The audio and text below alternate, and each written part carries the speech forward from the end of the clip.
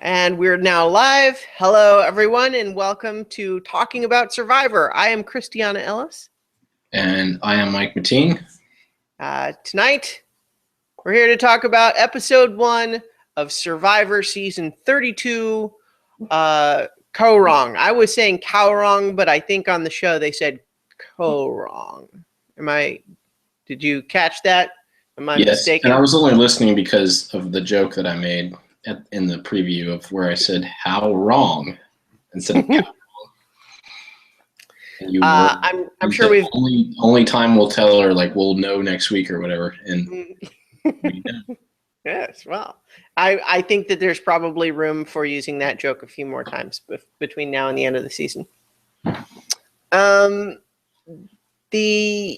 yeah, we had our pre-show where we made snap judgments about everybody, but now we're here to talk about the first actual episode. So we had a 90-minute premiere, which was still just kind of one normal episode's worth of plot, so to speak, but we were able to take our time a little bit more. What did you think of the premiere? Well, I mean, of the 90-minute aspect of it, yeah, I think I'm glad they do it, especially when they have 3 tribes. Yeah. I didn't necessarily mean just the 90-minute version. I was kind of just leading into the general question. Yeah. I just figured that's how you led it, so I would answer that first. As far as the rest of the premiere, yeah, I think I mean, from the show standpoint, like joking aside about the 90-minute thing, they've started to kind of figure out how to really build that early adoption to the teams, and and knowing that you need 90 minutes to do it. Like, they've refined that process to where we leave feeling like we know a little bit about enough people that we're a little more invested than I think we were 5 years ago, 10 years ago. Yeah. So I'm really happy that they're getting good at that. As far as just the cast of characters, I generally like it. I don't have any favorites. And I don't necessarily think that's because there aren't likable people. That's not the story they were telling this time. They were trying to like sort of establish the norming of the teams and also the divisions that are within them, within the norming of the teams. And that's the narrative they decided to go with. So it didn't really paint any heroes for us. So that was one thing that I kind of left thinking, like, man, none of these people are really that likable. But it's not that they're unlikable. They just didn't give anybody an edit to say, like, this is kind of a person that you can build affinity with, because that's not what they were talking about. So I'm okay with that. It was an interesting choice of how they told the story, and it worked for me. Right. Yeah. Like we didn't really have anyone be super awful either. Right. I think Mr. Bounty Hunter, maybe, he was the one that pushed my buttons a little bit by refusing to call Alicia by her actual name. But at the same time, that as these things go, that was pretty tame compared to what we've had from some Survivor contestants in the past. And then by the same token, like you were just saying, we have plenty of people who maybe would do 1 or 2 things that might be like a hero character, but then it wasn't all like that. We had, for example, Aubrey, who had kind of the dehydration panic attack that wasn't great, but then she kind of redeemed herself by doing really well at the challenge, versus Ty, who I think has a really compelling backstory, and he's just sort of charming to watch on TV, but then he also kind of screwed up by getting busted idol searching really early. Yep.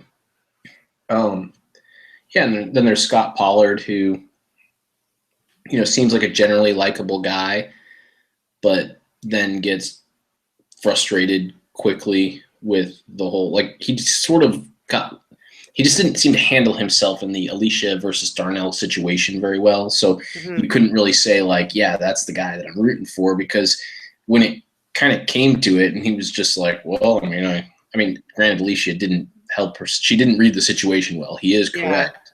But where he was just sort of like, well, I tried to help her. And then it was like, it still went to Darnell anyway. And it's like, he just sort of was weird in the way he navigated that. Yeah, we'll come back and talk more about that exchange that you're talking about. But like, okay, maybe we could just actually come back to it. I have more to say about that, but let's come back to it as we proceed with the play-by-play rather than. So, I mean, as far as general thoughts, I'm honestly a little bit worried about the promise that this is one of the most grueling 39 days ever or whatever, because I don't know. I mean, I just like watching people be physically uncomfortable and miserable and medevac it's like, honestly, my least favorite part of the show. Like, I understand that at a degree, having that stuff to a degree is part of the fuel that the show runs on. But it's such a delicate balance, and them promising that this is one of the most extreme ones yet doesn't fill me with excitement. No, and they're definitely playing to that, you know. Like, for example, when Catherine, whatever her name is, the girl who got the bug. Oh, that was Jenny. Jenny. Oh, yeah. Mm-hmm. So I couldn't get away. Like, I get what they were doing, but the edits before, like when they led into that scene and then when they led back from commercial, and they were showing these like really horrific looking bugs, almost like they were trying to say, like, this could be what's in her ear. Yeah. Like, it definitely read like that. Oh yeah, no, totally. I'm sure it was intentional. No, and I just, afterwards, when you saw what was really, not that it was okay that bug was in her ear, that clearly would be uncomfortable and painful, and it was making her bleed. Yeah. It was inside her head. Like, it clearly sucked. But it just kind of was like, what? Like, you made it look like it was this like locust looking thing or whatever, that bumblebee looking thing that at first, like, it showed that thing land at night, and then her going, oh, a bug crawled in my ear at night, and you're like, oh my God, that thing's in her head. Even I fell for that. And then when they came back from commercial and they showed like a centipede or something, and you're like, oh, that's not what's in, or is it? Yeah. And then it was just like a little like larva, and it's like, that still sucks, but it almost took away from it by them playing it up like it was a monster, you know.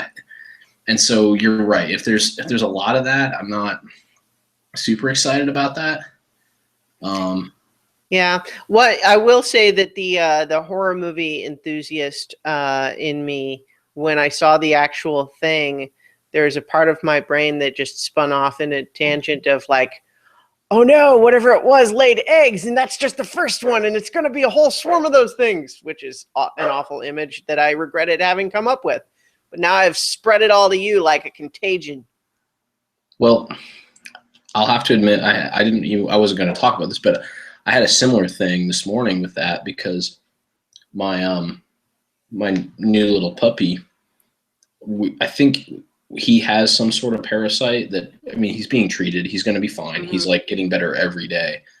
But I started to, like, based on having seen that and thinking the same thing as you, I started to panic that, like, he was getting treated, but yet the larva of whatever his parasites were all over our house and our yard, and they were going to infect me. Like, this was at like 5 in the morning when I'm like in that daze. Yeah. I started to like panic, and I went and like, I washed my hands, like washed out my eyes, like vacuumed like the carpets and like scrubbed areas where he, like, you know, and then like went and made sure all of his like poop was cleaned up out of the backyard, and like the trash got taken to the curb. Like, I had this like whole like weird like 80, not like, I don't even know what to describe, like whatever it's called, where you like have to be super clean. Well, I mean, sometimes like OCD is like that. I'm not sure if there's a word That's what I was specifically going for to say. I the. felt Yeah. very OCD. Yeah. You're going to have to Something nuke the like site from orbit. It's the only way to be sure. Yeah, eradicating this place of, the larva of the thing that he's being cured of. Yeah. When in reality, part of his medicine killed the larva. Like, that's the whole point, so he doesn't get sick himself again. Yeah. But anyway, so I also had those. And it was drama that, because he's had it for 3 days, and I didn't think like that until I saw that happen. Thought that same thing that you did. Anyway, right. Well, so to be sure, having a bug of any kind go in your ear and not be able to get it out is a super creepy, disturbing thing to ponder, and you can only imagine having to go through that in the already stressful circumstances of Survivor. No fun at all. So definitely a lot of sympathy for poor Jenny in that whole sequence. But so, I was going to say before, if you were about to transition to the play-by-play, I do have one more. But go ahead. Sure. So maybe this is just how it came across, but it felt like to me that they tried to place a contestant on each tribe that qualified for the tribe, but was against type. So, for example, we did discuss Ty, right? Yeah, Ty on the beauty tribe. And they this guy on it, and he's on it because of his inner beauty, and again, I still think some of the stereotype is there, though they didn't play that up, thankfully. Then there's Alicia, who technically fits on that, but is definitely against type. AKA Malibu Barbie, AKA Blondie. Blondie, yeah. So, she doesn't look or act like the others, but yet is still has things that qualify her, basically. So when I saw that, because obviously we discussed Ty, and then when Alicia, it kind of clicked with me. It felt like it was intentional. But then I was trying to figure out who on the Brains tribe is that person. Is it the ice cream guy? I don't know. I mean, They made the big deal of the person who didn't fit in the most was Debbie. Yeah. I think she's the one that was kind of bossy and know-it-all-y. Right. She fit that type. Totally. I felt like he still fit that type, but maybe maybe it wasn't intentional, and I'm just totally misreading this. That's what I just. Well, so I think they definitely played up those two instances for Alicia and Ty on their respective tribes. But my guess is that there wasn't like a deliberate plan to go against type, like on purpose, like by design. I suspect that it was more like they cast 18 people and then divided them into 3 tribes. And mostly they've tried to go by type, but it's kind of like there's going to be some outliers that don't necessarily fit obviously into one or another. And it's like, okay, well, maybe she should go into beauty, but I don't know. We've already got, 3 girls on beauty tribe. So maybe we put her into brawn. Yeah, she's athletic. Maybe that'll work. And you see what I mean? It's like, I feel like seems more likely that it's like that to me. Here is my, argument against that, which doesn't, it's not like tremendously like shutting that down. Is okay. So let's say, for example, that her and Ty are those outliers. And if it wasn't intentional, to me, it almost feels like they should have been on opposite tribes, because she is the blonde kind of pretty girl, and he could have fit, even though he's not big, muscular, like he's an athletic climber, active, like he feels like he could fit into that brawn tribe just as easily. Well, so but I felt like it was purposely set up to be like, this person is like you but different, and let's see how that works. I mean, I could see My that, argument except against myself is that the beauty tribe didn't really seem to have that, you know. yeah. Well, so the Brains tribe, you mean? Brain stripe, sorry, Yeah. brain stripe. The I think the thing is that I haven't actually counted it up to be sure, but I think that the way that it is though is that they have 3 men and 3 women on each of the 3 tribes. All right, I'm with you then. All right. Now, I will absolutely agree with you that at least Ty and Alicia in particular do seem like substantial outliers in their respective tribes. There's no question there. And so looking for a pattern makes sense, but I think ultimately I'm not sure. I think it's really there.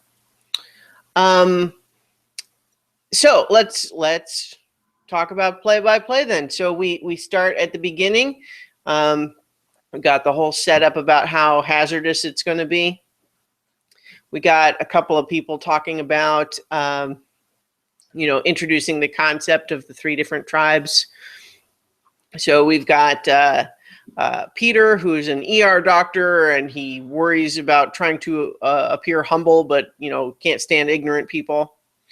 And then Debbie, who will kick ass this season because puzzles lay down for her like lovers, which I mean, almost completely independent of her as a character, I like that she said that. It amused me. And then we have, for the Braun tribe, we have Scott, the former NBA player, who talks about how he would, not just in the NBA, but he was kind of tough. He would shove people out of the way when necessary and that sort of thing. And then he had kind of a convoluted sentence to the effect of he'll get along with people unless they show weakness or something. It was kind of, I wasn't able to really follow it as a single thought. I think he was combining 3 or 4 different ideas into one sentence. Yeah, he sort of plays to that dumb jock thing.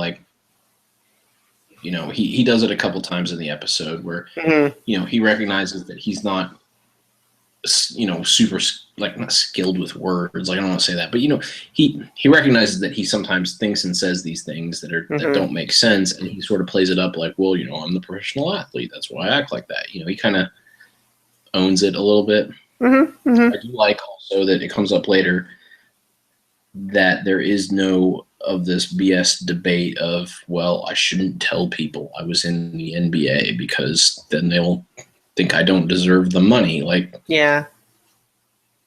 He's either doesn't care or has seen enough of this happen where it's somebody's going to figure it out at some point. You're a 7-foot tall guy that. So on the Braun tribe, on the Braun tribe, someone's going to figure it out. So why even mess around with it? Just tell people who you are. Yeah, I agree. I like just because every time where that happens in a season where someone's planning to keep something secret, it just sort of feels like, who cares? But anyway, so then we also got Kyle/Jason. I only say it that way because his name is apparently Kyle Jason. And we called him Kyle, in our pre-show because that's his first name, but apparently he's going to be going by Jason in the show. That's how his little credit appears when he's talking. But he talks about he's a bounty hunter and it's just all business for him to kick down doors and hogtie people and so on. He just wants his paycheck, so don't get in his way. Yes, and I was glad that we got a little bit of more depth to him later when he talks about his daughters. Because it meant more to not just, it didn't sound false. All of a sudden, the way that he starts to sort of behave sometimes at camp and challenges and all that, you start to realize, oh, this is all kind of a show that he puts on. Well, and I definitely... Yeah, I got the impression, I didn't care for him calling Alicia Blondie, But at the same time, I think part of why that didn't turn me off as much as it might have, or has similar things have with other players in the past, is because I really do get the impression that it was it's an emotional distancing mechanism. You know what I mean? It's not that he really doesn't care as much as he's kind of already decided that she's the target, and he is studiously avoiding bonding with her. Right. He's playing to the image that he wants to portray more than it's his actual feeling for her, because his feeling is that he wants to portray as, yeah, you're the target. I don't want to be emotionally attached to you, so I will go into this character mode. Yeah. When it, right. So ultimately then he changes and goes to Darnell, and then obviously he falters. You can tell there's a little bit more depth to him. Yeah, I agree. He's playing up a character because that's how his coping mechanism with life is, because of his job or whatever, Right. I agree. It read that way to me too, but I also don't want to completely cut him all the slack. You know what I mean? It's like he's still choosing to behave in a way that I don't especially think. Right, which is why when you asked my overall thoughts of the first thing, I said they haven't played any heroes here. There's no hero. There's nobody to root for at this point. Yeah, I agree. There's no real standouts of maybe they're especially conscious about how in the last season especially we got a lot of talk about someone's getting a hero edit or or goofball edit or whatever, so maybe they're sort of trying to deliberately not do that this time. We'll have to see as the season develops. Yeah. But in the meantime, our first introduction to the beauty tribe, we have Anna, who is the poker player, talking about how she can read people and also how she will push her boobs up if she thinks that that's going to distract her opponents. And she has them to push up. Sure. You play the cards that you're dealt. Play the cards that you're dealt. And then we have Nick talking about how it's like, well, sure, good-looking people just have it better in life. I'm going to use that, which was pretty cheesy, but oh, whatever. He's not wrong. Although he struck me so bland on this episode. I just get nothing from him. He's just generic good-looking dude who doesn't really contribute anything so far. That's right. Exactly. That's how I felt about him too. Yeah. So we get the fun beginning of everybody having to scramble to get stuff off of the boat. I enjoy that when they do that. It's always just exciting. I loved, there was one particular shot of, no, it wasn't Caleb, although Caleb had his own good moments there, but there was a shot of one of the guys, and I don't remember who. It was almost when they had to just everybody get off the boat, and he's holding the chicken in kind of cradling it, like he's trying to take care of it, when he's just looking down off the boat I don't know how to jump into the water holding a chicken without hurting the chicken. I'm not sure how to do this. So I wish I remembered who it was, but I can't remember now. But that was one of the images that stood out to me, other than just lots of stuff getting thrown in the water because, spilling because it's hard to drop it off the side. Right. So we did get a little bit from Caleb as well, pointing out to us right away that he apparently was on Big Brother, which somehow we missed when we were going through our pre-show, or at least I didn't register that. I didn't either. Yeah. But neither of us watches Big Brother, so. But at the same time, as far as reality TV competition shows go, that's one of the ones that is probably more effective preparation for this show than others might be. Just in terms of the psychological aspect. so he talks about how he doesn't mind getting dirty, and he's one of the guys that when the chicken falls overboard, he dives in after it. We had a little bit from Joe, the retired FBI agent, but like my note just says Joe, retired FBI agent. It doesn't even have anything about what he said, so I don't remember. We followed the Braun tribe to the beach first. And this is where we got more from Jason, who talked about his autistic daughter. And you're right. He, like, compared to what we had seen from him previous and some of what we saw from him later, this definitely revealed kind of a sweeter side to him. It was kind of interesting to see.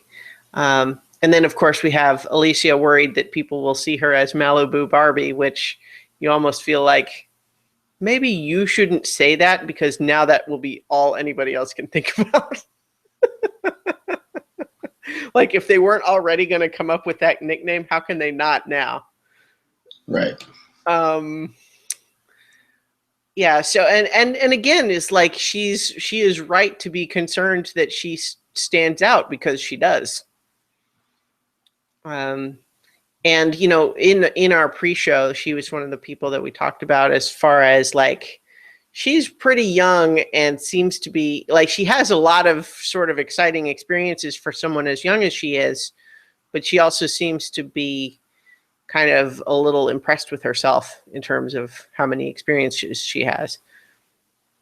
You know what I mean? It's kind of like, yes, you've gone on a lot of adventure tourism vacations, which is cool. Yes. Like, you know, I don't want to say that's not cool, but it's also like not the same as, for example, Ty escaping from Vietnam on a raft. You know? Tourism? No. Yeah.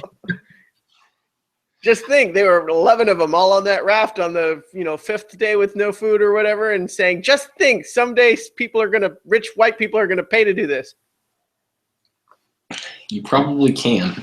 Yeah, I wouldn't be surprised. But this is also the sequence where we got Scott miscounting how many people are on the tribe and joking about it. Oh, I'm not good at counting. I'm in the Braun tribe. Yeah.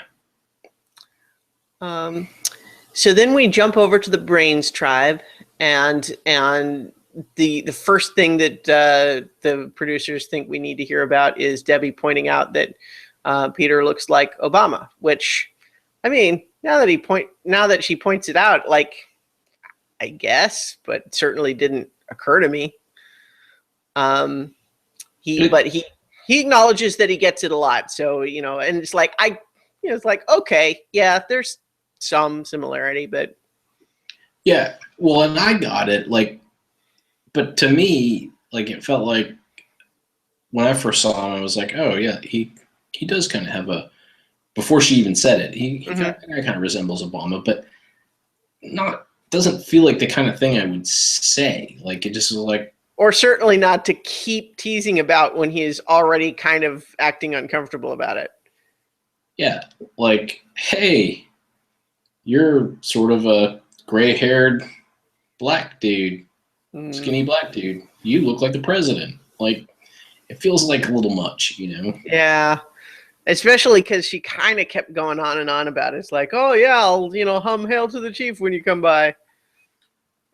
And so you can seems to be very socially awkward. Yeah, well, it's interesting because she's definitely like, it's different than like when I think of the phrase socially awkward, usually I'm imagining someone who's kind of more shy and says the wrong thing, but they're kind of reticent or reluctant or like embarrassed awkward. Whereas Debbie really just seems like, look, this is who I am. I don't know how to be anyone else. I'm just going to be me. And hopefully you like that because I don't know how to be anything else.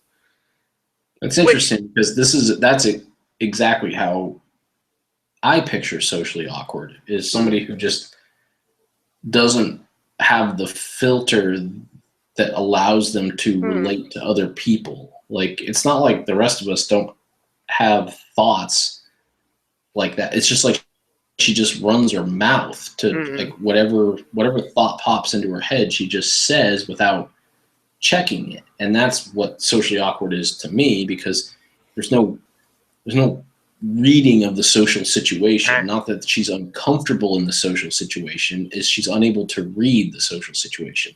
So I actually think of socially awkward as exactly what she did. But both things are socially awkward. I guess just the archetype in my head is the more shy, nerdy kind. Because she doesn't look like she feels awkward, and so I think that's maybe key to my first impression is just when I hear the words, what I'm imagining is someone who actually is feeling awkward, and it almost becomes awkward for other people because the person is feeling awkward and it shows, as opposed to someone who's just kind of barreling ahead regardless of how other people are reacting to them. Now, both are awkward to deal with, so there's not really any argument here. It's not an argument. Yeah.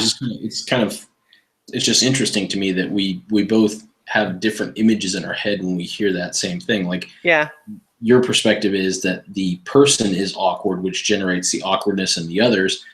And my perception is that the person has no concept of how they are making others feel. And so people are feeling awkward because they can tell that this person is not meaning to be that way, but they're like, you're not reading the situation, but yet you just keep going. Anyway. So anyway, we do get from Debbie that she's sort of very proactive and take chargey and sort of a little bit of a know-it-all.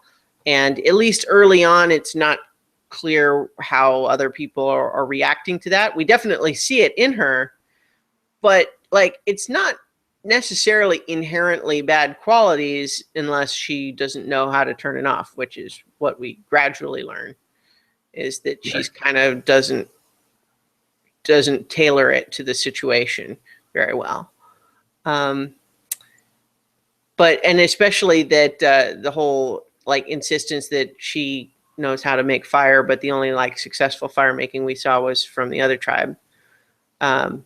Now, it doesn't mean that the Brains tribe didn't manage to make fire, but they certainly didn't show it to us. I would say that they didn't, because of their gratitude for receiving the fire making.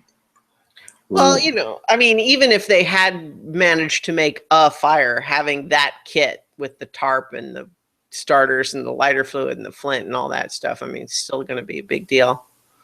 Yeah, true.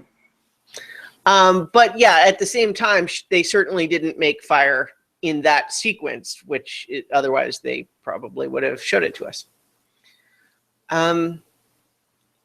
So, and then over at the Beauty tribe, we start off with the question on everybody's mind, which is Ty saying, "Why am I here? Okay."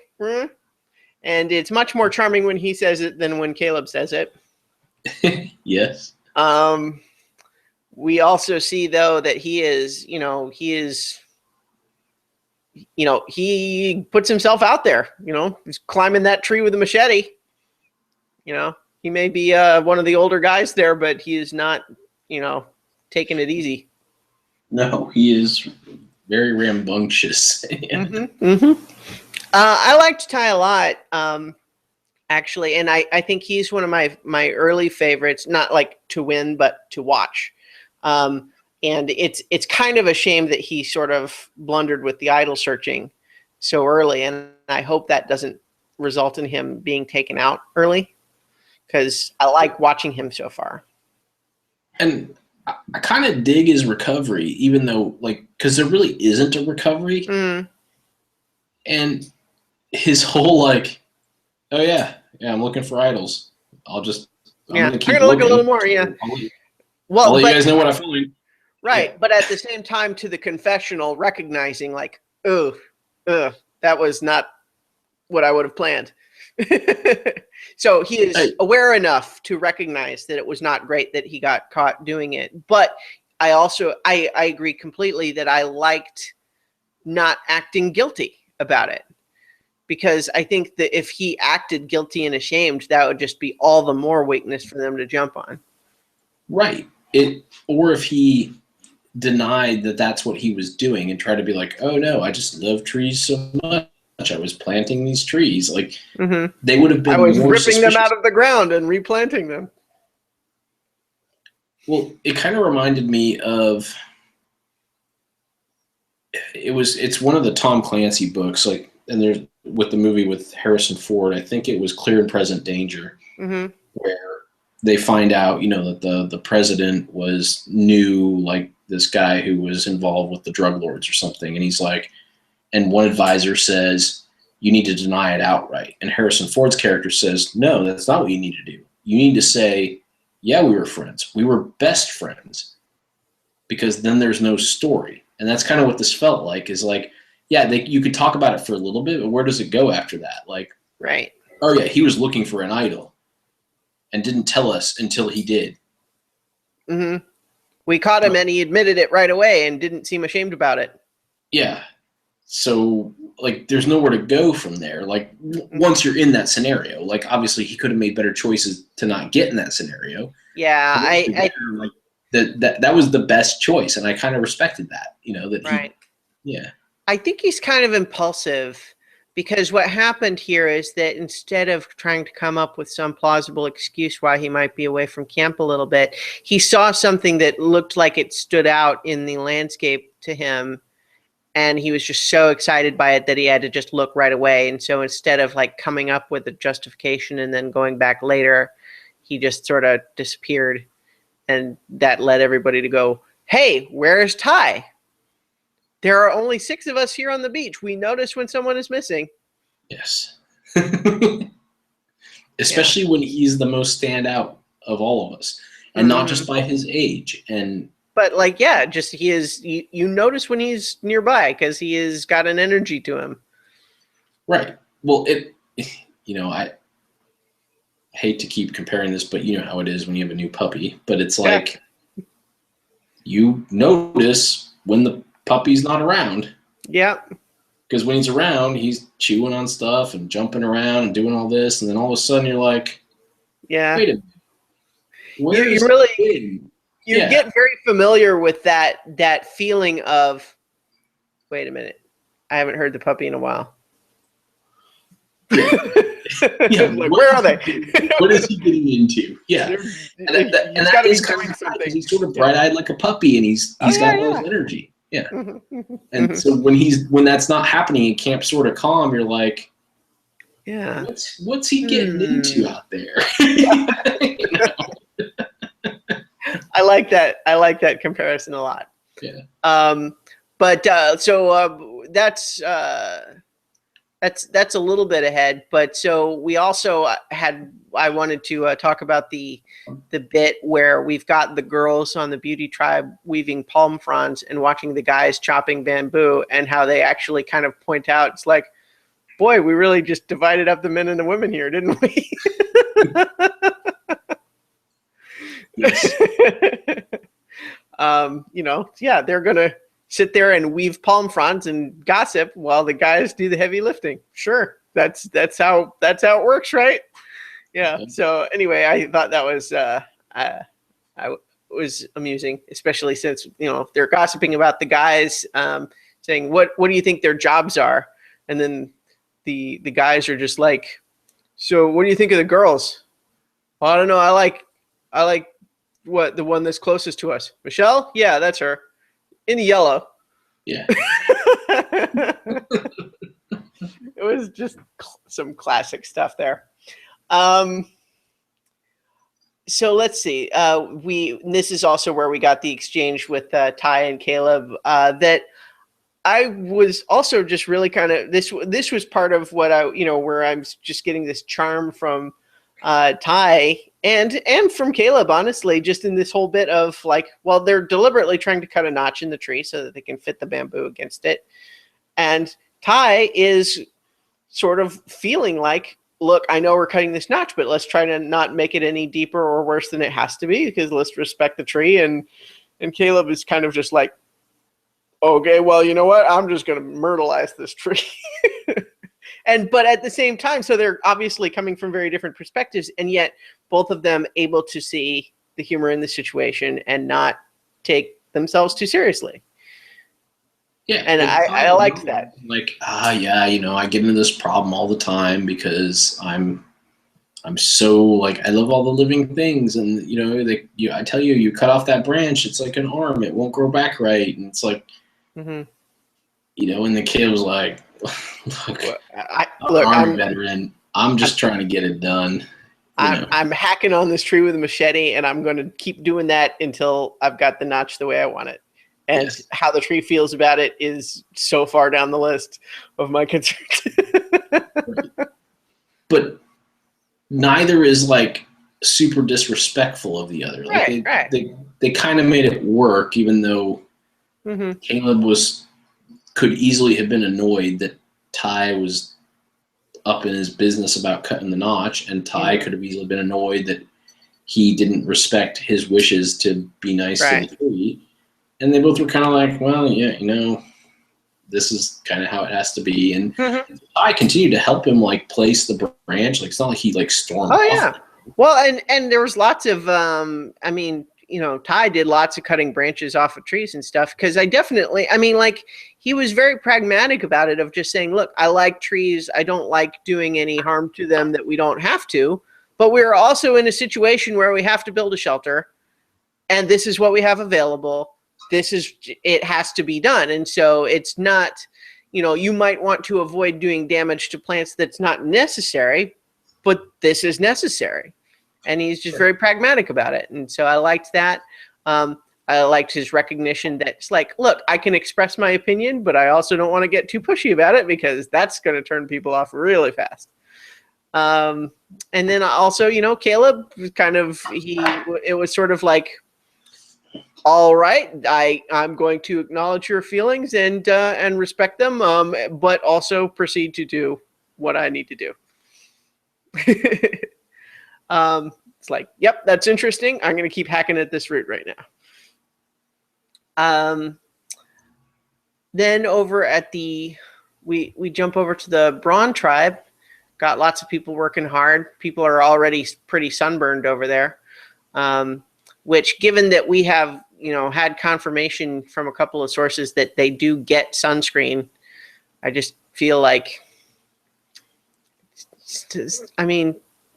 you really have to, I can't help but, okay, I'm fair-skinned, so maybe I would be more aggressive about it than some people would, but like, if you have sunscreen, you put on the sunscreen. Well, here's my take on that, in that we only heard that complaint from the Braun tribe, and we don't hear that complaint a lot. So, and we primarily hear that complaint from Jason. Yeah. So going back to the character that he is playing, it feels like he is the kind of guy who would reject sunscreen because he's tough enough to deal with the elements without it. Yeah. Or at the least put it off until it's too late. Right. Like, I don't need to deal with that. Like, I'm on the Braun trial. I'm in the middle of something. I'll get to that later. Yeah, I got this to do. That's not that girly blondie sunscreen BS isn't for me. Like, and then he takes the burn and almost wears it like a badge of honor. Like, man, I've been out here sweating. I'm sunburned. And it's like, there's plenty of other fair-skinned people out here that aren't sunburned. Yeah. I will say that there were a couple of other people on the Braun tribe that got sunburned. But you're right that his was the most dramatic, and he was the one that complained about it. And that's not to say that he, again, it's the Braun tribe. They're sort of playing to that type. And we talked about this a lot in the last time of the season, of whether these people would really behave this way if they weren't cast to the type, because we want to affiliate ourselves tribally with our identity. Like, that's just a thing. Well, like it's been a while since we did the Brains, Brawn, Beauty, but certainly more recently they did the blue collar, white collar, no collar, and it happened there too, of taking on that tribe designation as kind of an identity and playing into it even more than you might otherwise. Right. So if, let's say Jason is sort of the ringleader of the, we're not going to use sunscreen because we're the Brawn tribe, they're not going to show that because they don't show the use of sunscreen. Right. But you could see that very well happening. Oh yeah. Like, we need to get this stuff done. That sunscreen's for the beauty tribe, blah, blah, blah, you know, and then other people are getting sunburned even though they maybe wouldn't, but they're part of the tribe and they're going along with the social connection of that. Even if they were on a different tribe where sunscreen use was acceptable, they would have used it. You know? So that's my take on it, is that it had to do with that sort of identity thing. Yeah, I think you're absolutely right. Both just like Brawn tribe generally, but also Jason specifically, because like Jason is also just like, you know, he's the one that's just, he is gung-ho about going around and making alliances with every single person with the intention of only keeping the ones that are convenient to him when he needs them. Yes. We see a little bit of Darnell and Sydney plotting together. They seem like they were getting along pretty well. But then we also got the whole sequence of Darnell needs to poop and he does not go out of line of sight from the camp, resulting in everybody yelling about brown trout. Which, So thinking about this in the way that we like to watch this show is like sort of a social experiment. I'm not convinced that that's unrelated to him being the choice. I don't think it's a factor. Like, I don't think they said, oh, and he also like, didn't that go. That wasn't the reason, but. Right. But it starts to build that, you know, there's a brand, if you will, of who Darnell is.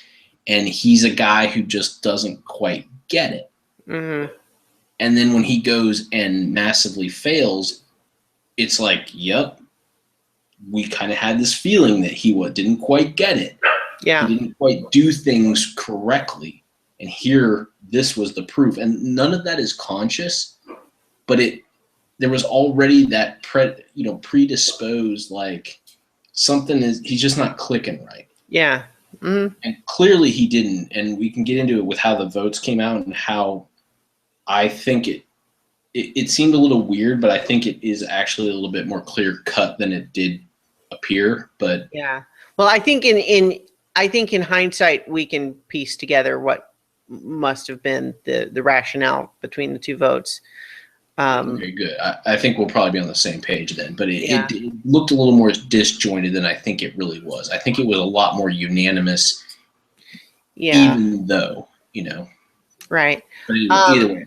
So from a social experiment standpoint, like, I think that I'm glad they showed that, because I think that is relevant. I don't think anybody disliked Darnell because of that, but it puts this sort of like, oh, haha, like he sort of doesn't get how this works, and he's sort of kind of a buffoon and this and that, and then you kind of forget about it. But then when something happens, there's that piece, Yep. So we also had the sequence of the beauty tribe losing their chickens get out and they catch two of them. And I just really loved Ty's idea of, hey, instead of keeping them in that tiny little cage, why don't we just tie them together with this ribbon, so like neither of them can really get very far. And yet they can kind of be sort of pseudo free range. And, like, obviously there's some risk there, but if there wasn't zero risk where they were, because obviously they got away the first time, right? Yeah. So I thought that was really great. It was just yet another part. This was before, his misstep, and so at this point, I was just really going, "Wow, I really like Tai. This is great having him on the show. He's this life affirming presence, which is nice. Just because lots of times when people's personalities stand out on the show, it's the opposite." Well, yeah, and a lot of times when people are very pro animal life, they're almost aggressive with it. Yeah, they're kind of humorless about it sometimes. Right, like the Kimmy and the Chickens episode, and like that there was aggression there, and he, if they had said, "No, Tai, we're killing these chickens tomorrow. We're just going to cage them up and not worry about it," he wouldn't have been happy about that. But I feel like he would have just said, "I'm not happy about this, but this is where we're at." Mm-hmm. He seems very good about, well, this is the hand I was dealt, or I dealt myself, and so I'm just going to deal with it. Yeah. He deals with it very well, Yeah. So then we've got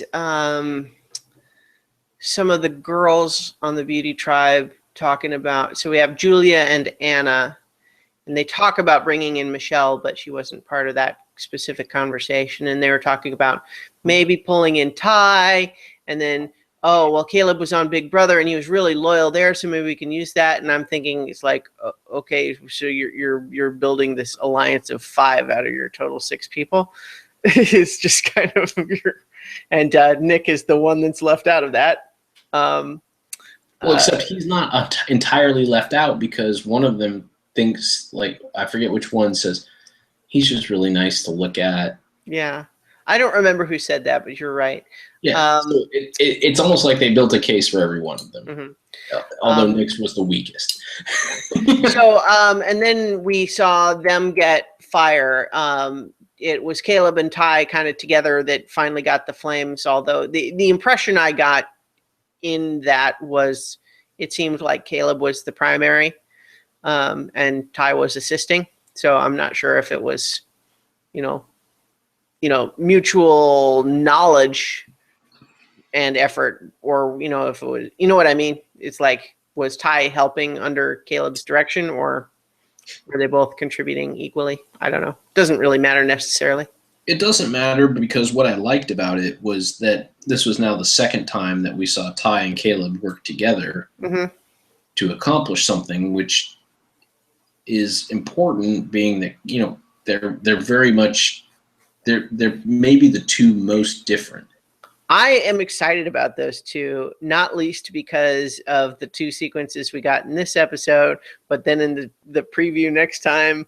And then also, it looks like you're trying to kiss him. Yeah. Yeah. Well, but then also in the, the Q&A with Dalton Ross that Jeff Probst did this week, when, Dalton always says, tease us up in a non-spoilery way about the next episode. And he always gives some very vague sentence. What he says is, prepare for the unlikeliest romance ever. And I'm thinking, oh, good. I think that means that they continue to get along, which makes me happy. Yeah. Yeah, that's kind of fun, Yeah. So back at the Brains Tribe, we've got Debbie and Joe are kind of the shelter building workhouses, or not workhouses, but workhorses is what I meant to say. But we have Neil and Liz talking about Debbie being kind of hard to take. And in particular, they think that the 4 young people need to maybe get rid of the 2 older people. And Liz describes Joe as most likely to be medevaced, which is, in one sense, we can say, okay, well, he is the oldest, so that's one thing. But it's also true that, like, he seems like he's in pretty good shape. So, given that there are lots of other reasons that like, he is in better shape than a lot of some of the other people on the show. And so he, I don't know. There was a part of me that was hoping that Liz is eventually medevaced just for the irony, but I don't really want that because I don't really like anybody to be medevaced, although I bet you it happens this season. They're setting us up for it right away with the whole talk about how grueling it's going to be. So this is where we got the whole sequence with Ty getting caught idle searching. We talked about that a bit already. One thing that I was feeling at the end of that sequence, though, was that while I get it that the other five, I mean, this early in the season, you know, especially when you're talking about the first person to potentially be targeted, it's almost always for a dumb reason. You know what I mean? It's like the first thing that you can kind of point to and say, oh, that's a reason. That people tend to jump on that regardless of whether it's really a good reason or not. Yeah. And in particular, the idea that like, oh, he was looking for an idol, that's suspicious and sketchy. And I'm thinking, what show do you guys think you're on? That has been a behavior that has been rewarded many times over in past seasons, is people looking for idols, finding them, and using them to succeed in the game. That is something. Yes. Like, so the idea that you would imply that like, oh, that's shady. I don't think we can trust him. Like, what? That's dumb. Now, I get it why they're sort of doing the group think feeling that way, because what they are as a group right now is desperate to find a reason to single any one person out for any reason. Yep. And he already kind of stands out just by being a non-traditional beauty tribe member. So that plus this. Now, it's still not great that he got caught. It's also just dumb to imply that that's somehow some really shady, suspicious behavior. You know, we could just as easily turn it around on them as like, what, you guys aren't looking for idols? Why not? Why wouldn't you? Kind of how, like, I love that he sort of, that's kind of what he does by owning it. He's looking for the idol. Now that you guys found me, I guess we have to share it. So I'm going to keep looking. If I find it, I'll let you know. Yeah. I'll let you know. So this, after that is when we got, we went back over to the Brains tribe and we had Aubrey's. I started to say her little freak out, but that feels more dismissive than I mean.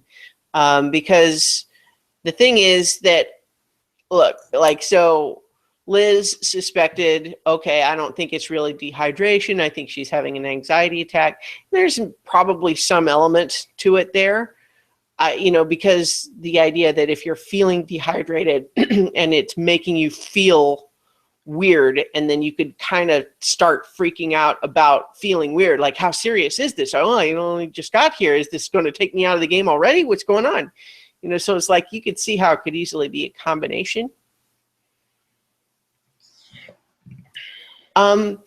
Here's my question, and this is something I have kind of a gut reaction to, but I don't really know the first aid knowledge, but it's related to part of why Liz thinks it's more anxiety attack than dehydration is like, she's not really at the dehydration, like she doesn't even have chapped lips. And I'm thinking, like, if it's really hot and you're working hard, you could get heat stroke or dehydration and have serious problems with it long before you would have chapped lips.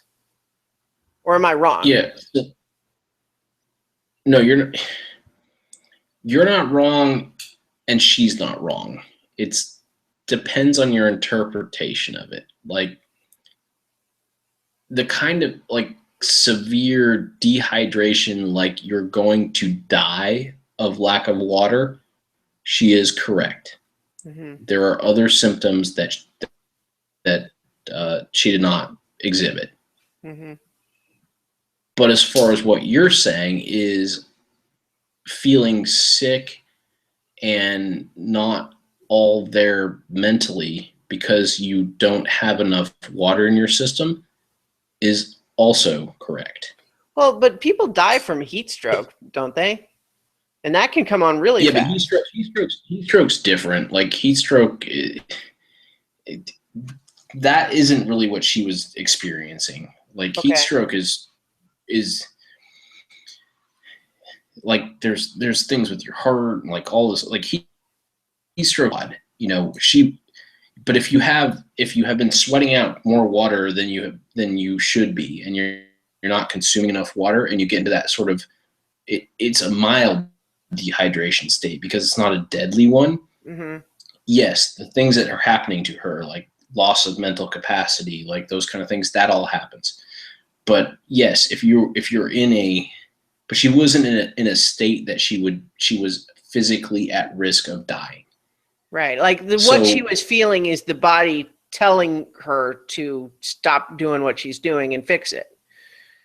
Right. So you could maybe think of it as like extreme thirst versus like deadly dehydration.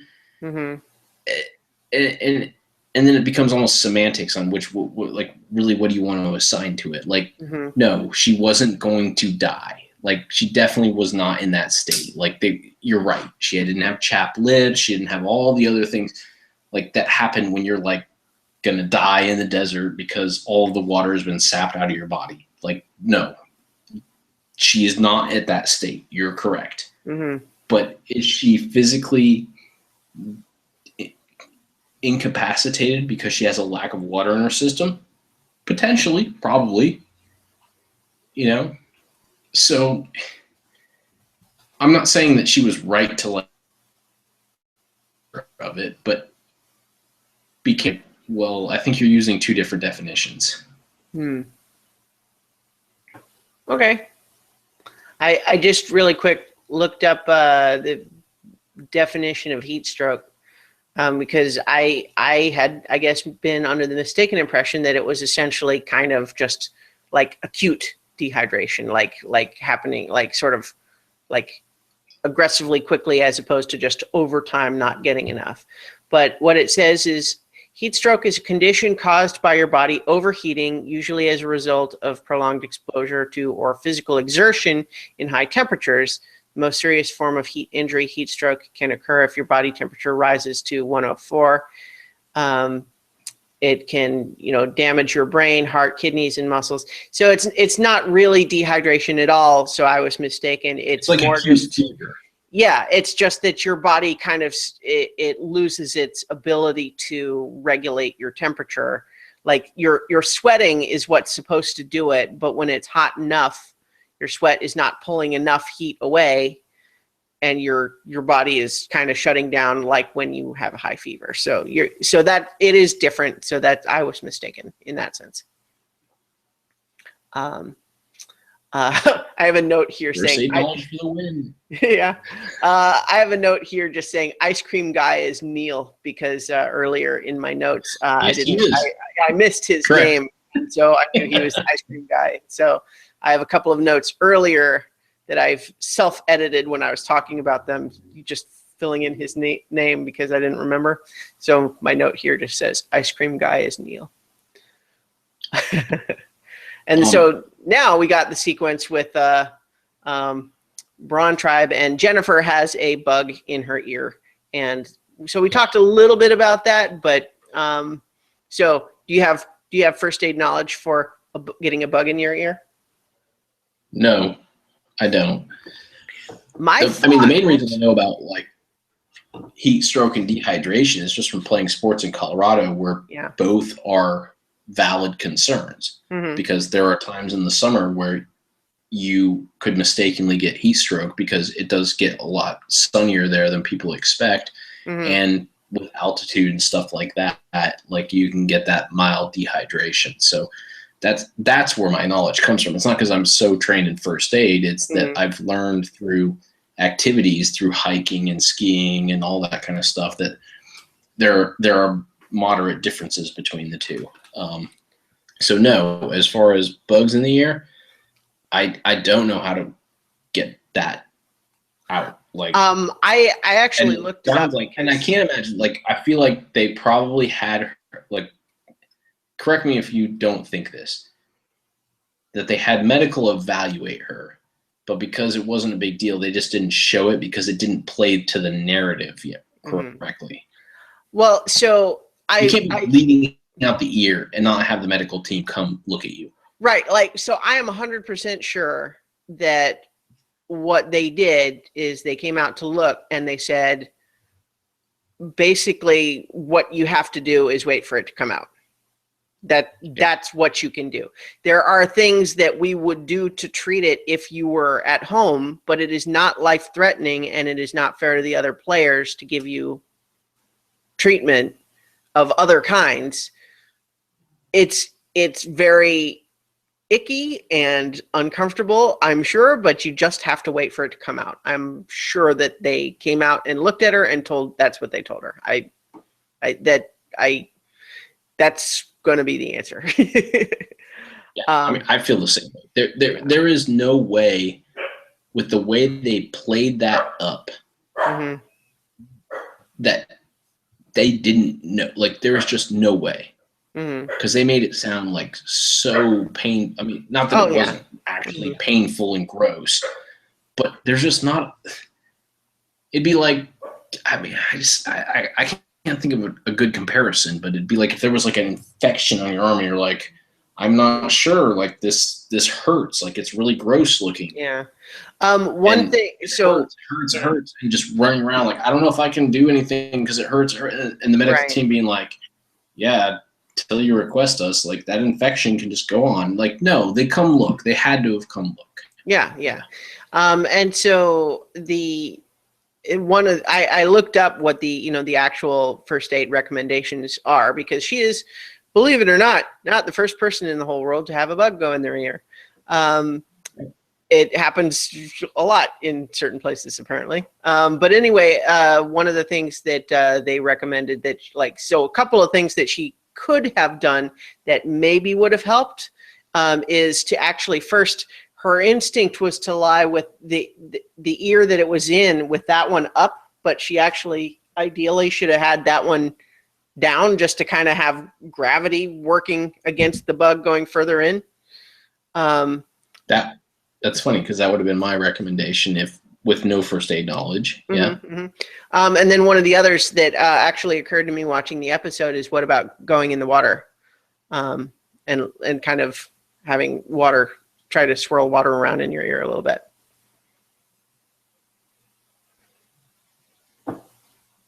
And so that's one of the things too, is that one of the treatments they recommend in first aid is that you would use warm, clean water or saline solution to kind of irrigate it out. But part of that is less about the bug and more about, like, if you have any earwax in there that's probably sticky and kind of keeping the bug even further, like, allowing it to stay in there even more. So if you're kind of trying to soften that, gives it less to stick to in there. But then also they said mineral oil can suffocate the bug, and then it would just kind of drop out as your ear normally drains. So she wouldn't have mineral oil, but the idea that she could go in there and try to swirl salt water around in her ear. But I guess probably the fear, not knowing anything else about it, would be that, like, what if that just makes it try to climb further in? Right. That would be what you'd be worried about without having any kind of an expert opinion. Yeah, I mean, it's got to be fucking miserable, like, to have it feel like, especially to hear how she described it versus what it was. Like, she said she felt like she could feel its, like, little legs, like, crawling into her brain. But no, I mean, what she could feel was probably the larva, like, inching along her ear canal. Yeah. But because of how, like, sensitive that is, like, that's got to just echo in your brain. Like, that, I feel for her. Like, that's it seemed awful. No question about it. I was just really glad for her that she rallied so quickly once it was out. Like that. I mean, that was great to see when they got it and they squished it and they said, "How do you feel?" It's just like, oh. And she wasn't just like, "Oh, a little bit better." She's like, "I feel like myself again." Yeah, it's like, like literally, I'm fine. This thing was in my fucking skull. Now it's not anymore, and that I'm happy. Yeah. So that brings us to the challenge, which was a pretty good challenge. And Even with the 90-minute episode, we still had a combo immunity and reward challenge, which I think is definitely the way to go with these early episodes because it allows for so much more time at camp. The challenge, I thought, had a lot of good elements to it. First, it had just like a number of good stages to it generally that had, diversity of things required for it. The diving, the paddling, the physically shoving it up, and then getting to choose between the puzzle or the dexterity, even though they all chose the puzzle. I liked all of those elements to it. Yeah, and I mean, anybody who's listened or watched us, and you obviously know that I'm a big fan of repurposing challenges that are good in a new way. I love that because when they try some new stuff, sometimes it goes off awkwardly.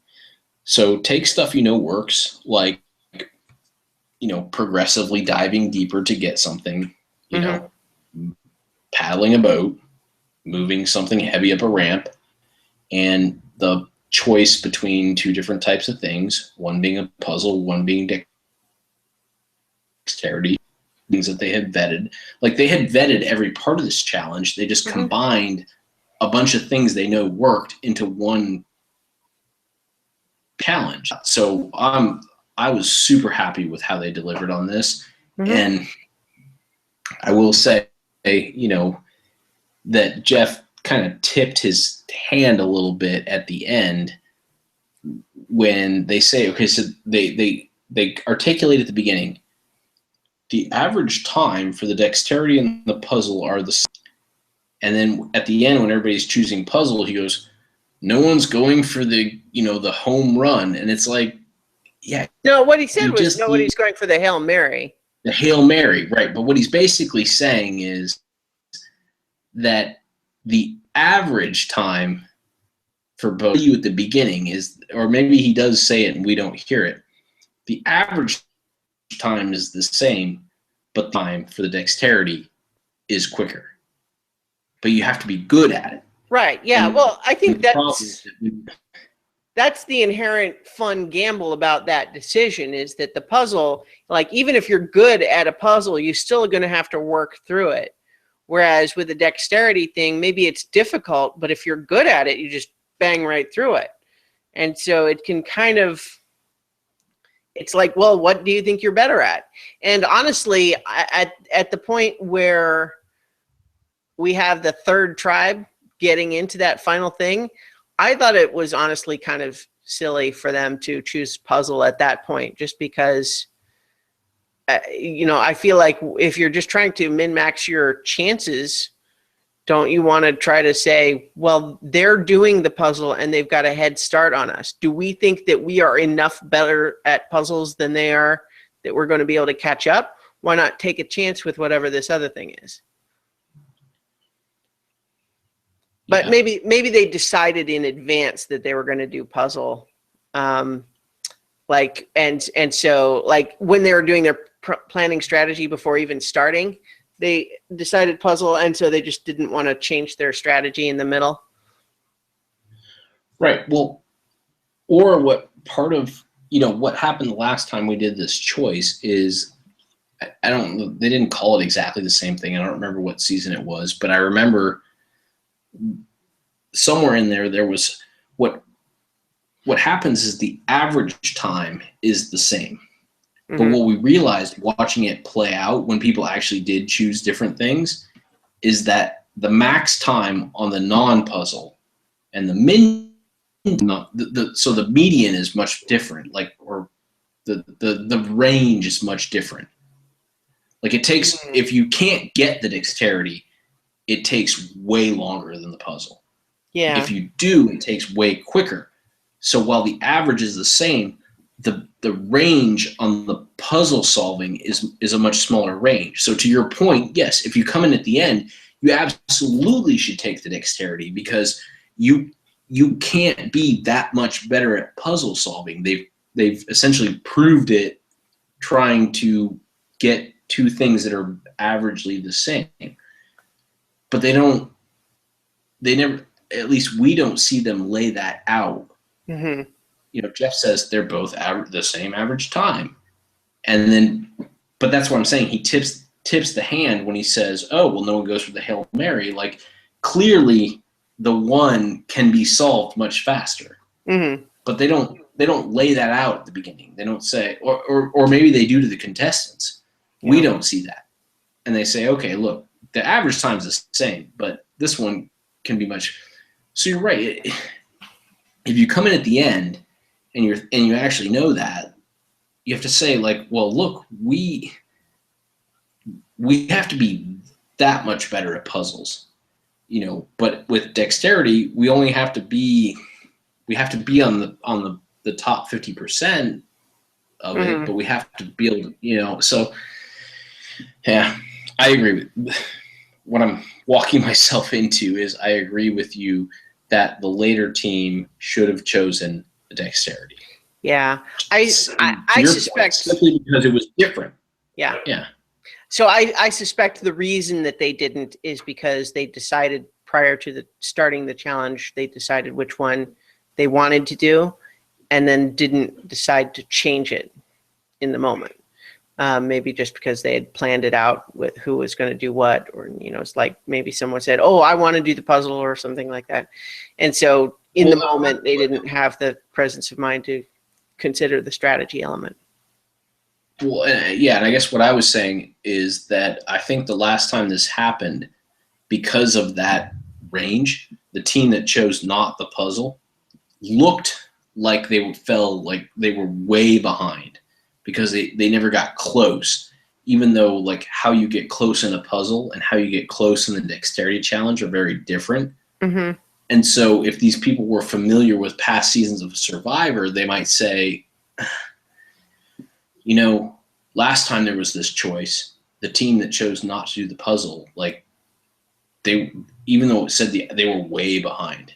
Mm-hmm. And so we're going to choose the puzzle for sure, you know, and yeah. So anyway. So as far as the actual, like individuals in the challenge, I only really felt that, there were only two people that I kind of felt were really of note. One is, of course, Darnell for losing the mask early on, which is, we'll get more into that. So let me come back to him. But the other individual that I felt was worthy of note was Aubrey, just for rallying so effectively after her previous freak out, just to do a great job, because she did a bunch of the diving and then she was one of the people on the puzzle when they won first place. You know? Yeah, which that was actually a thing I was going to ask. It seemed like they identified all these roles that they were going to do early on, mm-hmm. that there was no requirement to adhere to. Like it seemed kind of odd. I think it was just a plan, not a requirement. Right, but they were like, oh, okay, well, I'm going to be the diver, and I'm going to be the oar person. I'm going to be the puzzle maker. And it's like, mm-hmm. But everyone kind of dove, everyone kind of rowed, everyone, it seemed weird that they identified roles that weren't necessarily part of what actually happened. Like, I don't know. I mean, I feel like I remember what they said. They said, I'm the primary diver, I'm the primary oar person, and I'm the primary puzzle maker. When really that just meant I'm the first one to go, not like I'm like the primary, like I'm the one that's going to do the most. I'll do it until I get tired and someone subs for me. Right. That's right. That I looking here at my notes, I wrote that like, okay, so-and-so is this, and this. And then I wrote primary. And then when they happened, I was like, well, they really just mean I'm the first, not I'm like, so their definition of primary was a little different than how I would normally take it, you know? Yeah. Well, and I also think there's probably just an element of, you know, the whole idea of like no plan survives contact with the enemy, that sort of thing, where, you know, you go in, you say, okay, so-and-so is going to be the first to try this, but we have to be flexible in the moment of if it seems like they're not able to do it, then let's let someone else try. And you have to kind of be prepared to make those substitutions. It felt like it sort of and again, part of it has to do with like Darnell losing the goggles. It just felt like it discombobulated earlier than it should have. Yeah. Like looking back on it, like primary diver meant like I'm gonna go get like the first 2 for sure, go for the third. If I'm running out of air, I'm gonna come up and tag somebody else in. And because of the way it worked, it's like Darnell had to tag out early, and then someone else had to come in, and then that person got a couple, but then got all. I mean, it was sort of disjointed, and he didn't help it, which again we talked about. So, so in any case, we have the Brains tribe gets first place, Beauty tribe gets second place by mere seconds, or at least that's certainly the way the edit makes it look. It's hard to know. We did have Probst at one point saying both tribes have only one piece left, so that seems like it must have been really close, even in the moment. But so the Braun tribe has to go to the tribal council, and so we'll talk a little bit about, we'll certainly go through the sequence, but just as a broader question for you, Mike, having seen this episode, do you think they did the right thing voting for Darnell, or do you think they should have voted for Alicia? Yes, I think they did the right thing. Okay. And talk through that. He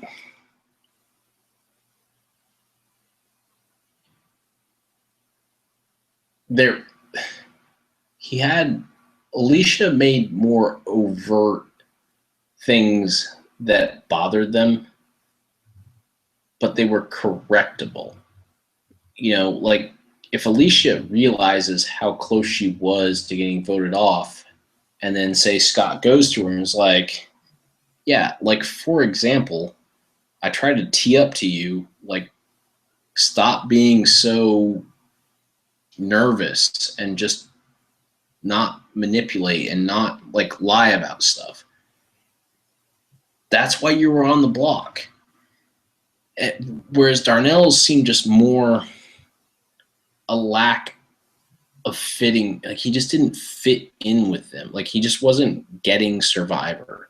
And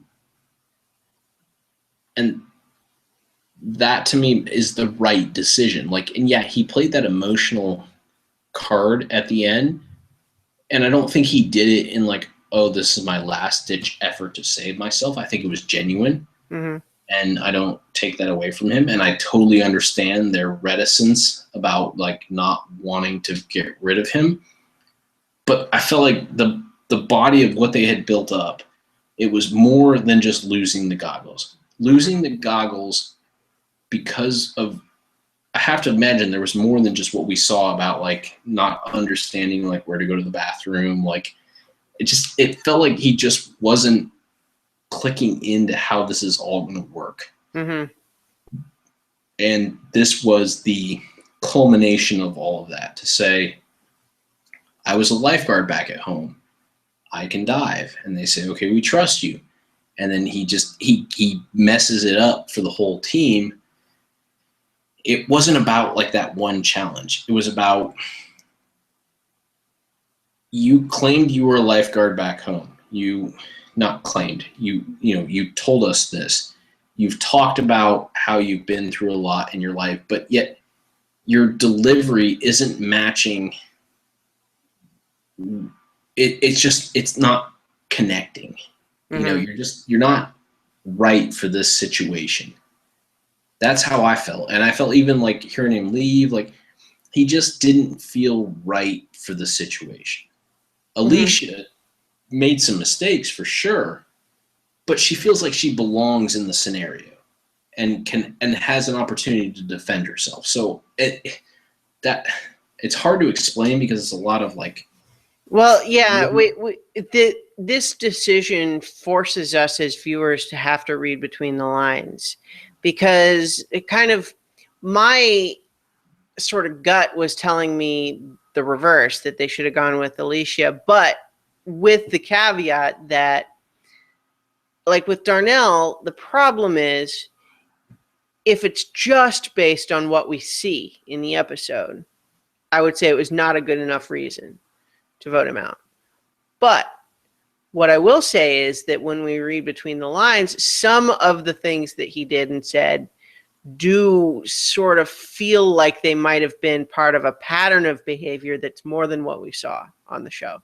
So that's exactly why I called out why I thought it was important that they showed the whole like joking about the bathroom thing. Mm-hmm. It's not that incident. It's that it's showing that as a pattern of behavior, but using that because it's funny and good TV. Yeah. But that, what, like you said, read between the lines. Like you take that, you take the challenge thing, you take the tribal, and there's a pattern of behavior that he's just, it's not that he's a bad guy. He's just not right for this situation right now. Yeah. It was more just, I think part of my reaction was that all anybody talked about was losing the goggles. And while I'll certainly acknowledge and think, and this is real, that the other stuff we're talking about is probably harder to express. So even if that was really ultimately the reason, the goggles is something you can just say, especially since he's making a big show of admitting it. You know what I mean? It's like you can just say, well, you know, that was it. So I had this just sort of instinctive reaction, first of all, to feel empathy for him when he's talking about, you know, having to fight for stuff, but then also just this idea of feeling like a very specific mistake that isn't likely to translate to problems in other challenges. Certainly it was bad in this case, but I feel like it's not good survivor strategy to vote someone out for one mistake that is not necessarily likely to be repeated. Right. So and I don't think that's what happened. Right. Well, and I'll agree that I think that's quite likely, but I'll also say they didn't show it on the screen. Like, I think there's maybe enough there that we can infer it, but we didn't have anybody in a confessional saying, Darnell, you know, he's just weird. I feel like he doesn't get it. You know, we didn't have anyone even trying to express that. Right. Doesn't mean it's not real. I just mean this is why I specifically like called out when you went through the whole brown trout episode, why I said this is why it's interesting as a social experiment. Yeah, and so there's something to that. And so, like, I'm not saying I think, oh, these people made a big mistake. I'm just saying, of the two, because Alicia, you know, like I was defending Ty earlier in the sense of saying that they were wrong to kind of accuse him of being suspicious and sketchy for looking for the idol. Alicia feels actually like sketchy to me, not in any kind of like immoral, sleazy way, but just in like, she's just all over the place. You can't like, okay, maybe she didn't promise to be able to deliver in a certain thing and then fail spectacularly, but she also volunteered to be on the puzzle and then didn't really contribute anything to it and had to be subbed out. Right. So I'm trying to relate this.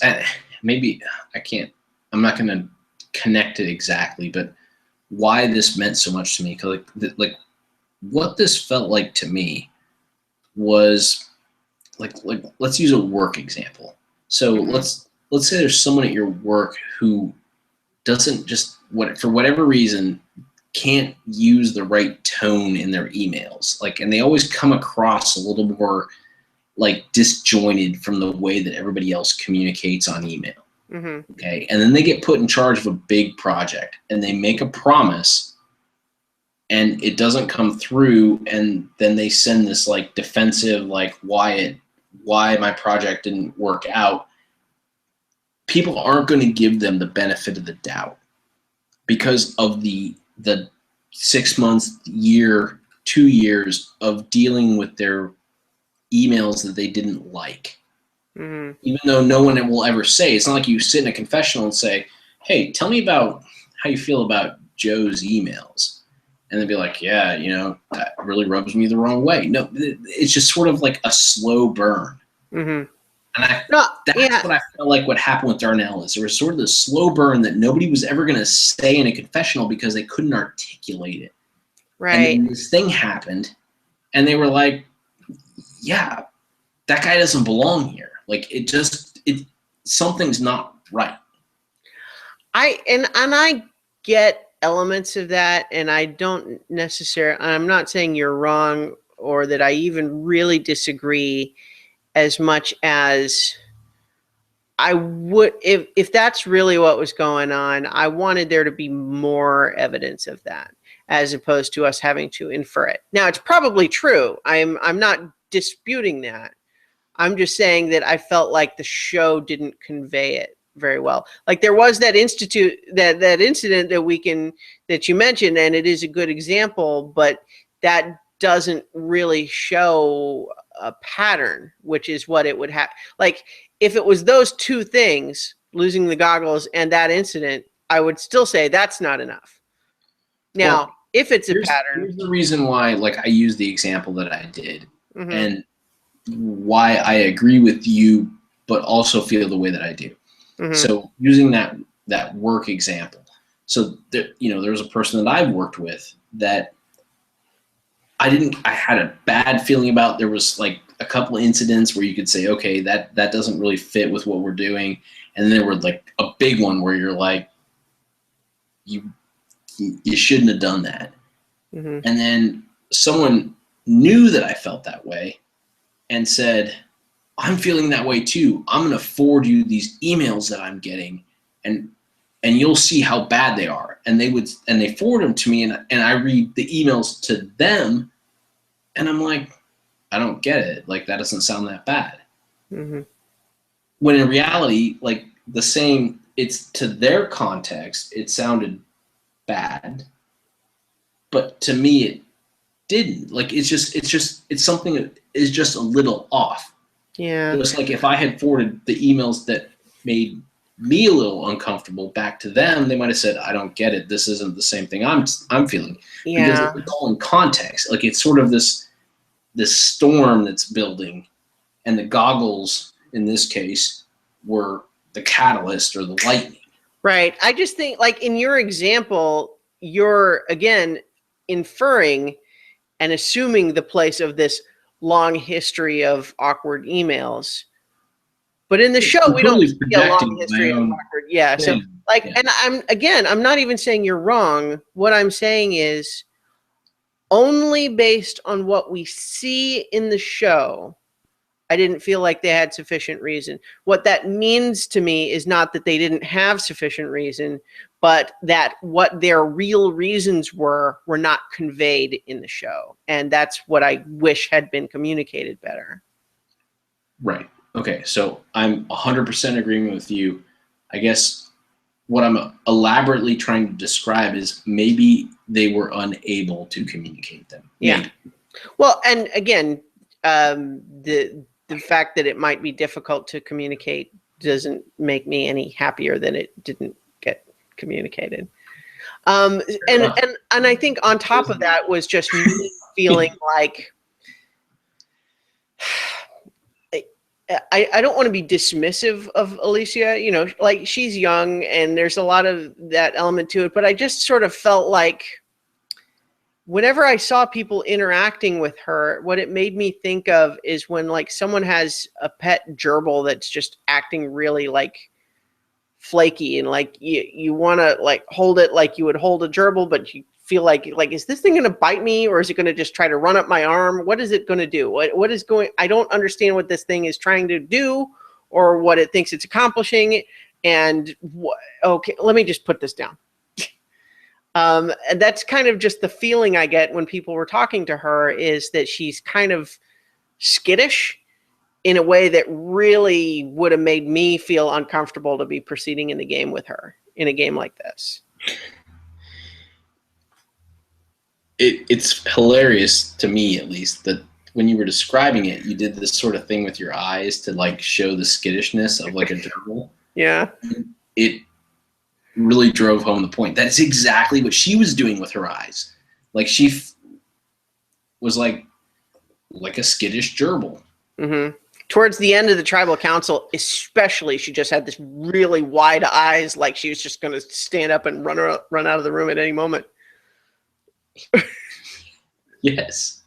and poop all over everybody. Yeah, it's like so I will defend her just a little bit, because there was that one exchange that you kind of mentioned earlier about, Scott is kind of specifically trying to communicate to her, listen, the only reason we're talking about you in any respect is because you're acting shady. You're acting very suspicious and scheming all the time, and that is weirding us out. So stop doing that. You're fine. Let's just leave it there. And so that sort of thing. And but see, what I will defend her just briefly on is when he asks her, do you have an idol? That is a difficult question, because on the one hand, if we believe, based on our understanding of Scott, that he's sincere in the sense that he just wants her to calm down, then answering the question honestly is the right answer in that context, right? No, I don't have an idol. And he's like, good, okay, let's move on. But the problem is, if what she thinks is, they actually want to get me out and they're just making sure that I don't have an idol so that they can vote for me, then being, I can neither confirm nor deny, like, it's not necessarily a great response, but it's evidence of thinking ahead, at least a little bit. You know what? And in hindsight, based on how I feel the votes went down,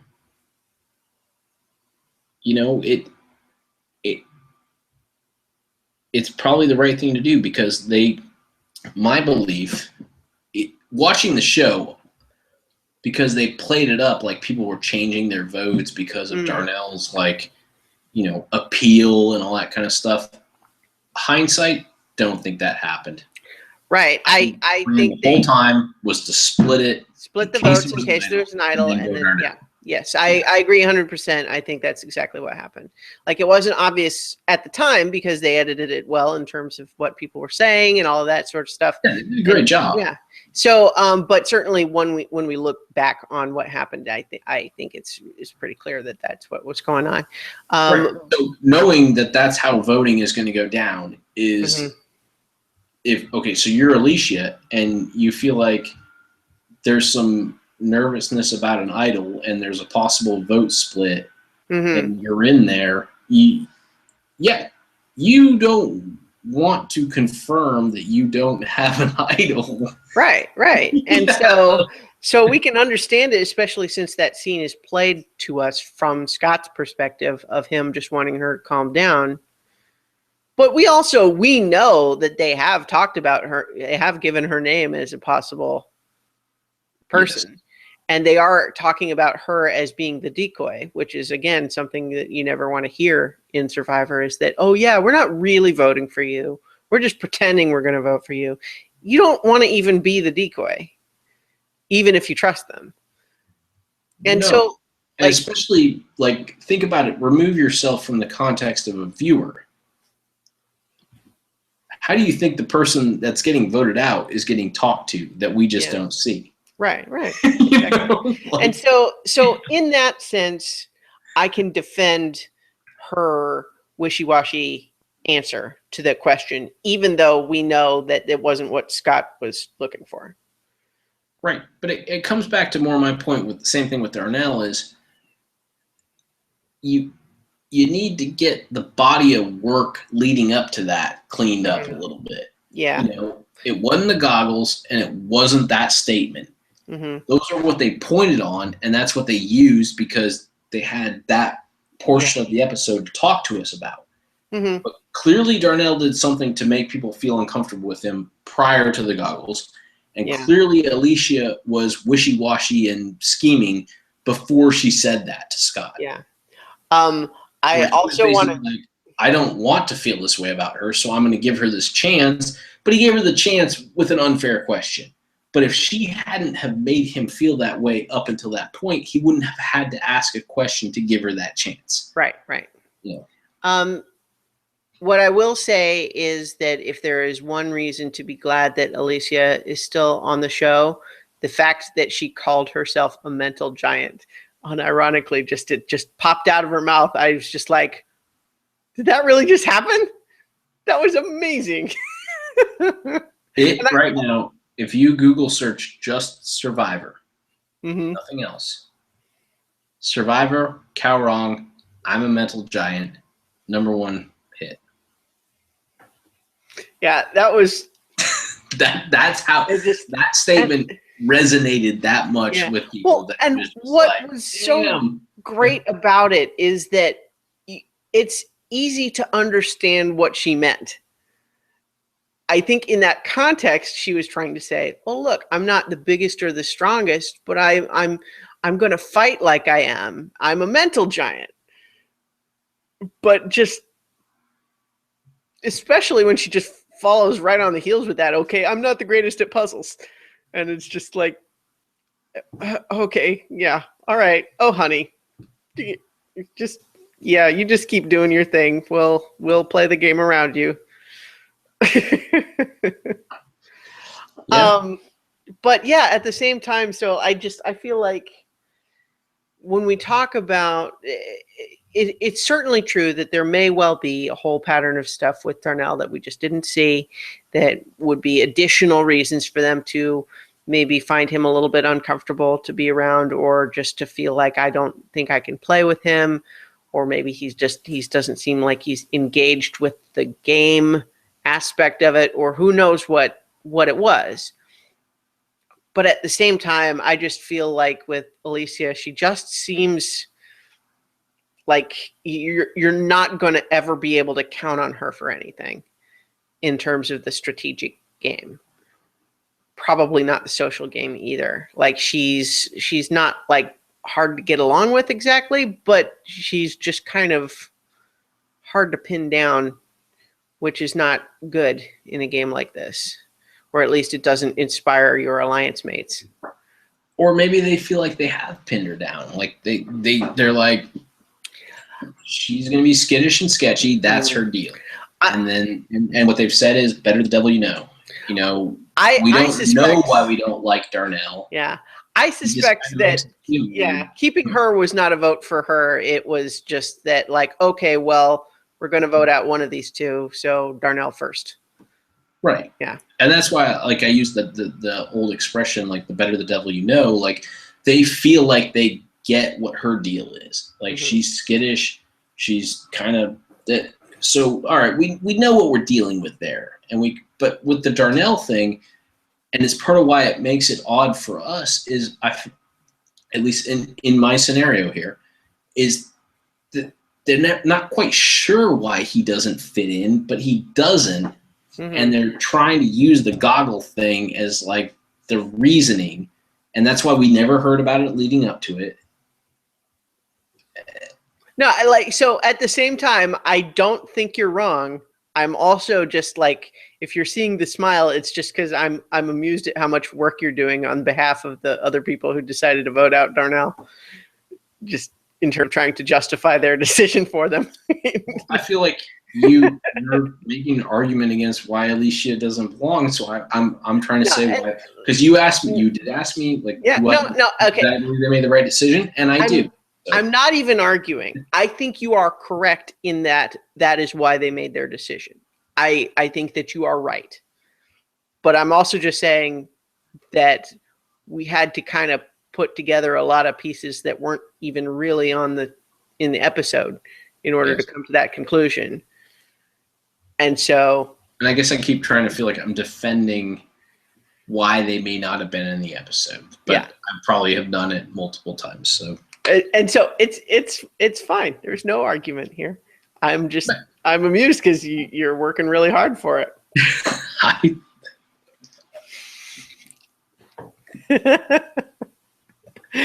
Nothing more to say. All right, then. So,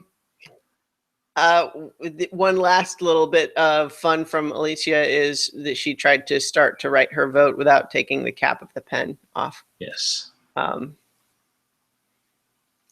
Yeah. At the same time, also in her defense, I would bet she's not the only person who has ever done that. Oh, I guarantee she's not. but it made sense to show it now. Yeah.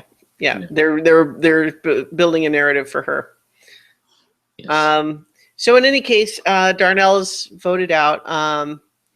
And you know, in his final words, he seemed to be relatively at peace with it. In fact, actually, he was kind of,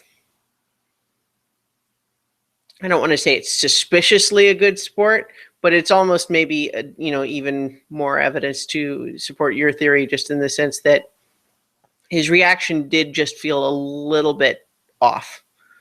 Like, you almost want him to be a little bit more upset. Yeah. But, could also just be like how sure he was in advance that was what was going to happen, but who knows? Yeah, it just didn't feel like he was long for the game. Yeah. No matter what. So just get it done now.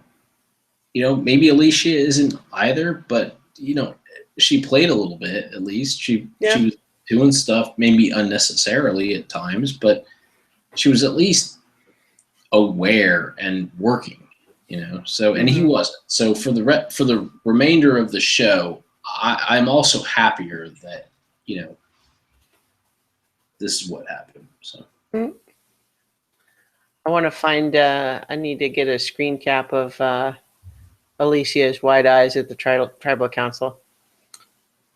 But anyway, but I think we've probably come to a natural spot at the end here. Oh, I almost forgot.